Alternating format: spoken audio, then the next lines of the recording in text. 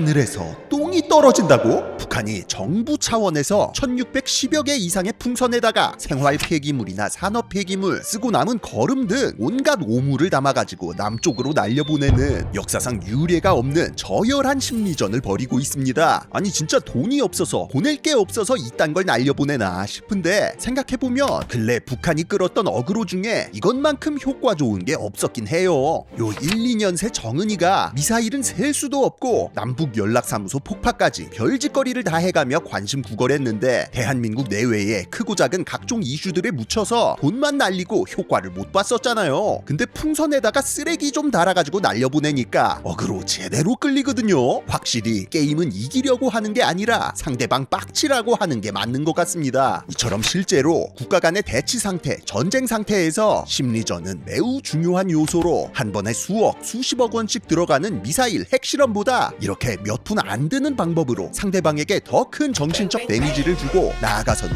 게임을 던지게 만들 수도 있어요. 특히나 오랜 기간 휴전 상태로 대치하고 있는 남북한 사이에는 직접적인 군사 충돌이 회피되는 그 환경상 이런 심리전이 아주 오랫동안 지속되는 중이라는 거. 그렇다면 오물풍선 이전에는 어떤 심리전이 있어 왔을까요? 반대로 대한민국은 북한에 대해 어떤 심리전을 걸어왔을까요? 지식해적단과 함께 삐라의 역사에 대해 간단히 알아봅니다.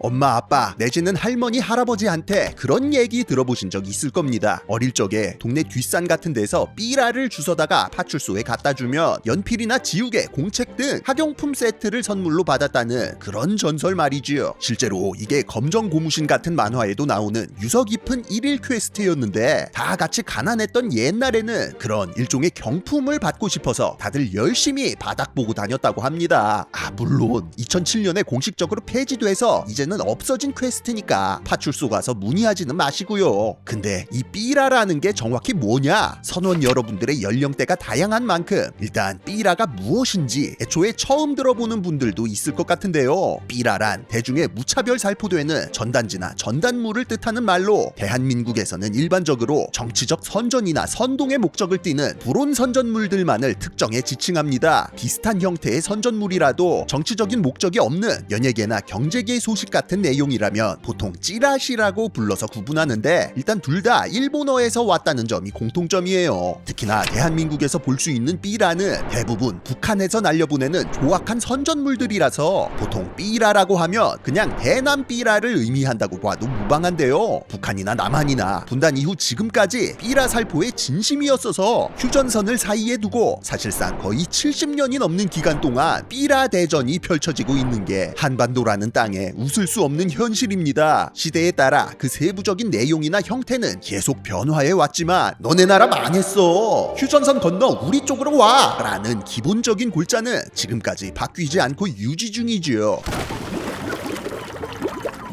사실 이 삐라라는 건 보통 전시 상황에서 등장하는 물건입니다. 예로부터 싸우기 전에 일단은 심리전부터 걸고 시작하는 게 국룰이죠. 이게 이제 20세기를 전후해 문해율이 높아지고 종이가 저렴해지면서 기어이 아예 대량 생산해서 마구 살포하는 방식으로까지 발전한 겁니다. 실제로 우리가 생각하는 형태의 삐라가 처음 등장한 것은 1차 대전 시기로 이 당시 막 도입되기 시작한 항공기나 비행선 등을 이용해 적진에다가 무차별 살포하는 식으로 약 6,500만여 장이 뿌려지며 일종의 심리전 병기로서 활용되기 시작했어요. 그리고 삐라는 2차 대전기 유럽 전선에서만 무려 80억 장이 넘게 살포되며 사실상 심리전의 기본이자 종착지로 자리를 잡게 됩니다. 특히나 이 시기의 삐라는 주로 전세가 한쪽에 압도적으로 기울었을 때 항복을 권유한다든지 무의미한 저항이나 민간인 피해를 막기 위해 공습을 미리 경고한다든지 하는 식으로 사실상의 최후 통첩, 티베깅 느낌으로다가 많이 사용됐는데요. 승산이 없는 쪽에서는 이런 삐라를 보는 것만으로도 전의를 상실하게 마련이라서 가격 대비 이만한 무기가 없었다고 하죠. 지금 도망치지 않으면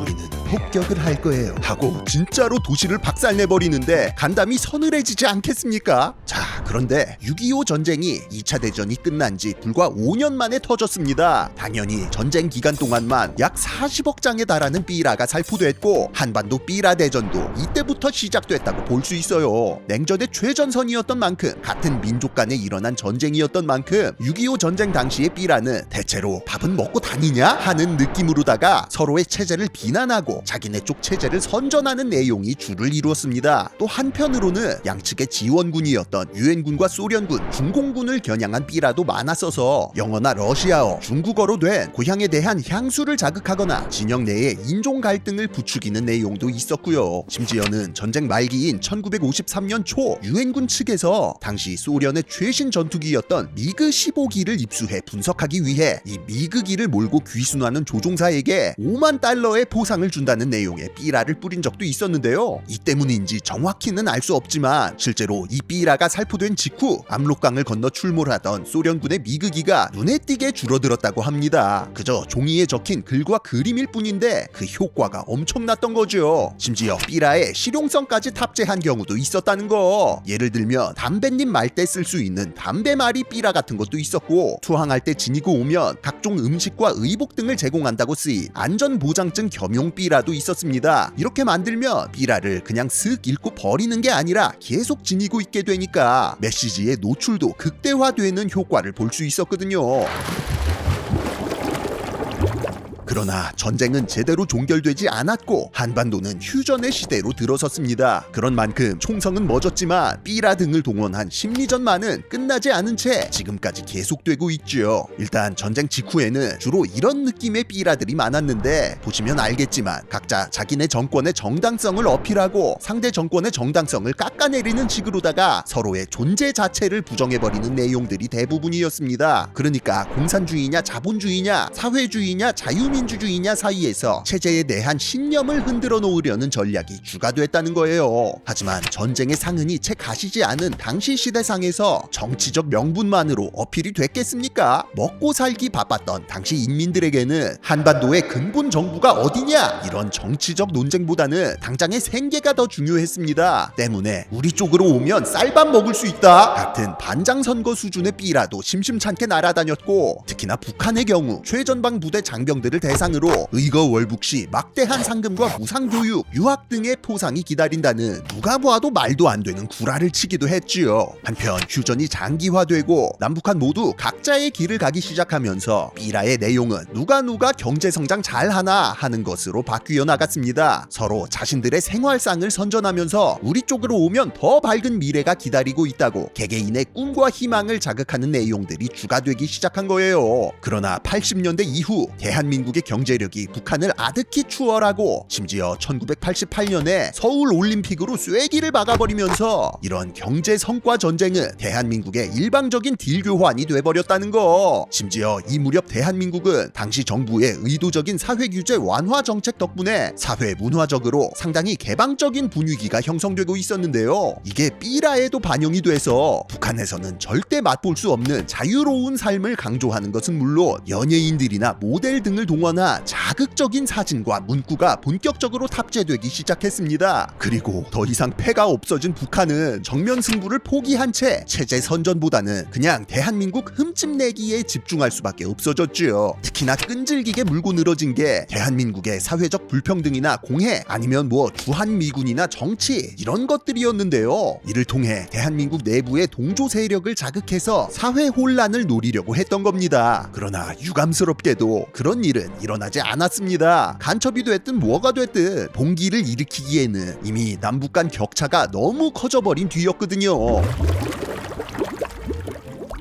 1991년 남북 기본 합의서가 체결되고 2000년 역사적인 남북 정상회담이 개최되면서 반세기 만에 남북 사이에 화해 무드가 조성됐습니다. 그리고 이를 통해 합의된 내용 중 하나가 바로 상호 비방 중단이었습니다. 어차피 대한민국은 북한한테 욕먹어도 딱히 긁힐 게 없으니 사실상 북한이 무승부로 하지 않을래를 시전했고 대한민국이 오케이 해준 형국이었어요. 그렇게 남북한 양측의 삐라 살포 역시 공식적으로 중단됐고 이에 따라 대한민국에서는 2007년을 끝으로 그동안 북한의 삐라를 수거해 오면 학용품 등의 포상을 지급하던 불온선전물 수거 처리 규칙까지 폐지했지요. 그러나 이러한 화해 무드는 오래가지 못했고 천안함, 연평도 사태 등 북한의 얼얼한 뒤통수로 말미암아 말짱 도루묵이 되어버렸습니다. 그리고 2010년대 김정은이 집권하기 시작하면서부터는 그놈의 대남 삐라도 재등장하여 이게 21세기 맞아? 라는 의문이 들게 하고 있어요. 한편 대한민국에서도 탈북민 단체 등의 민간 단체들이 주체가 되어 대북 삐라 살포를 재개하면서 맞대응에 들어갔는데요. 재밌는 점은 이 시기부터 대북 삐라의 메타가 한 차원 더 진화했다는 겁니다. 이미 대한민국의 압승으로 게임이 끝나버린 상황. 이에 맞춰 대북 삐라에 북한의 경제난을 강조하는 한편 쌀이나 라면, 달러, 영상물 같은 현물 아이템까지 동봉하기 시작한 거예요. 애초에 남한에서 대북 전단 날리는 게 대부분 탈북민 단체들이라 뭘 보내야 안 뜯고는 못 베길지를 누구보다 잘 알고 있었던 겁니다. 실제로 이러한 삐라들의 효과가 상상 이상으로 커서 급기야 인민들 배급 하나 제대로 해결 못하는 북한 당국보다 남조선 놈들이 날려보내는 쌀이나 과자, 라면, 스팸 등이 훨씬 더 낫다고 할 지경에 이르렀죠. 이쯤 되면 사실상 티베깅이죠. 이에 기겁한 북한 당국은 대북 삐라 단속에 전력을 다하는 한편 심지어는 남조선 삐라에 독극물이 묻어있다, 보기만 해도 눈이 먼다 라는 식의 말도 안 되는 유언비어를 퍼뜨리는 등 남쪽에서 날아오는 선물 삐라를 방어하는 데 급급한 처지가 되어버렸습니다. 이거 월북하면 몇십억 상금 준다 라며 공수표 날리던 옛날이랑 비교하면 참 초라한 현실이 아닐 수 없어요. 이처럼 체제 경쟁, 군사력에 이어 심리전에서마저 완패를 당해버린 북한은 최근 들어서는 삐라로도 안 된다 생각했는지 풍선에다가 오물을 매달아다가 날려보내는 수준까지 와버렸습니다. 북한이 대남 도발하고 헛소리하는 게 하루 이틀 일이 아니라고는 하지만 실제로 요즘 북한 하는 짓거리 보면 좀 많이 궁지에 몰린 느낌이에요. 남한 정부랑은 더 이상 말 안 통한다면서 트럼프랑 정상회담까지 하더니 아무런 합의점 없이 회담 중도 결렬돼 버렸죠. 여기에 코로나까지 겹치면서 그나마 입에 풀칠하던 경제 상황 더 악화됐고요. 이 때문인지 GP에 총질하고 툭하면 동해로 미사일 날리고 남북 공동 연락사무소까지 폭파하는 등 최근 북한의 도발 수위가 점점 높아지고 있습니다만 지금 온 세상이 전쟁통이 돼버린지라 놀랍도록 아무도 관심을 가져주지 않고 있다는 게 함정입니다. 그래서 국리 끝에 생각해낸 게 뭐였다? 고작 오물풍선이었다. 솔직히 이번에는 어그로가 좀 끌린 게 사실이긴 합니다. 아니 하늘에서 똥이 떨어지는데 이거 참고 넘어가긴 좀 힘들잖아요. 다만 북한의 이런 추태를 단순히 북한이 북한했다, 웃음도 안 나온다 식으로만 넘기기에는 상당히 의미심장하고 섬뜩한 부분이 있습니다. 막말로 오물풍선이 단순 오물만 들어있는 심리전 무기가 아니라 세균이나 바이러스를 넣어놓은 생물학 무기였다면 이거 진짜 국가 비상사태 터졌을 수도 있는 거거든요. 실제로 최근 푸틴과 김정은이 정상회담을 통해 상호 방위협정 맺었죠. 한반도 정세 예나 지금이나 불안정했고 지금은 특히 더 위태위태합니다. 북한을 쓰레기나 날려보내는 허접이라고 비웃기 전에 우리의 안보관과 경계태세부터 되돌아봐야 하지 않을까요? 지금까지 지식해적단의 키드 그리고 킬로였습니다. 감사합니다.